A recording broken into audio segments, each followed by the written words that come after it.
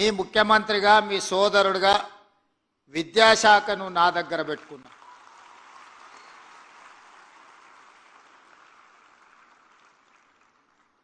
ఎందుకు అని అంటే విద్యాశాఖ నాకు దగ్గరగా ఉండాలి, రాష్ట్ర ప్రభుత్వానికి అత్యంత ప్రాధాన్యతతో కూడుకున్న శాఖ అని చెప్పి ఈ శాఖలో నిర్ణయాలు తీసుకోవాలి అని అంటే ప్రతిసారి నేను ఎవరినో మంత్రిని పిలిచి అధికారులను పిలిచి సమీక్ష చేసి ఆదేశాలు ఇస్తే ట్రాన్స్మిషన్ లాస్ ఉంటుందని చెప్పి ఈ శాఖను నా దగ్గరనే పెట్టుకున్న, నేనే స్వయంగా పర్యవేక్షిస్తున్నా. అప్పుడప్పుడు కొంతమంది మిత్రులు మాట్లాడుతుంటారు, విద్యాశాఖకు మంత్రిని నియమించండి అని.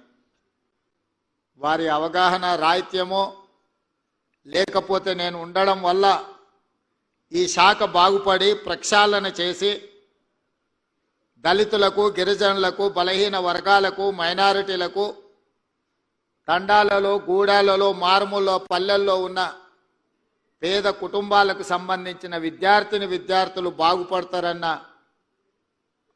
ఆలోచనతో ఈ రకంగా మాట్లాడుతున్నారేమో నాకు తెలీదు. విమర్శకులకు నేను ఒకే ఒక్క మాట చెప్పదలుచుకున్నా. ఈ శాఖను నేనే స్వయంగా పర్యవేక్షిస్తూ ప్రతి సమస్యను నిశితంగా అర్థం చేసుకొని ఆ సమస్యను పరిష్కరించే ప్రయత్నం చేస్తున్నా. ప్రత్యేక రాష్ట్రం ఏర్పడ్డ తర్వాత 10 సంవత్సరాల నుంచి శాఖలో చాలా సమస్యలు పేరుకుపోయినాయి.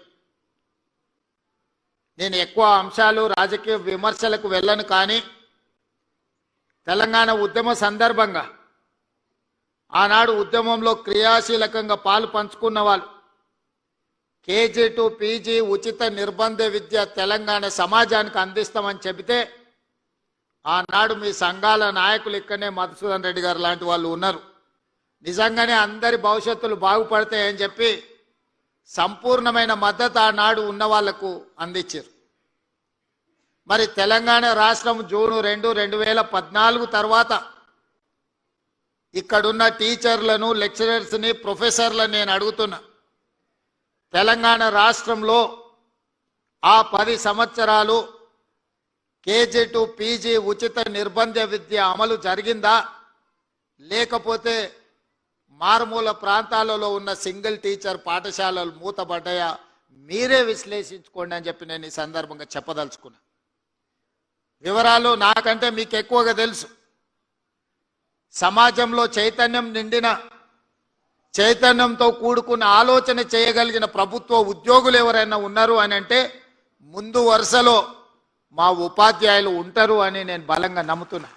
Subscribe us and press the bell icon for more interesting updates.